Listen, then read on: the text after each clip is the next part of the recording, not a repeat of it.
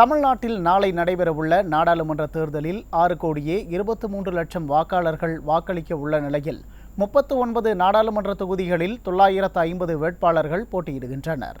நாளை காலை 7 மணிக்கு தொடங்கும் வாக்குப்பதிவு மாலை 6 மணி வரை நடைபெறுகிறது. இதில் 3,06,00,000 ஆண் வாக்காளர்கள், 3,17,00,000 பெண் வாக்காளர்கள், 8,467 மூன்றாம் பாலினத்தவர்கள் என மொத்தம் 6,23,00,000 பேர் வாக்களிக்க உள்ளனர். தமிழ்நாட்டில் மொத்தம் 68,321 வாக்குச்சாவடிகள் அமைக்கப்பட்டுள்ளன. இதில் 8,050 வாக்குச்சாவடிகள் பதற்றமான வாக்குச்சாவடிகளாகவும் 181 வாக்குச்சாவடிகள் மிகவும் பதற்றமான வாக்குச்சாவடிகளாகவும் கண்டறியப்பட்டுள்ளன. தமிழ்நாட்டில் தேர்தல் பணிகளில் சுமார் 4 லட்சம் பணியாளர்கள் ஈடுபடுத்தப்படுகின்றனர்.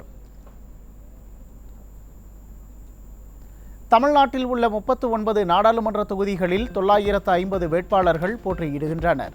இதில் 874 ஆண் வேட்பாளர்களும் 76 பெண் வேட்பாளர்களும் களம் காண்கின்றனர்.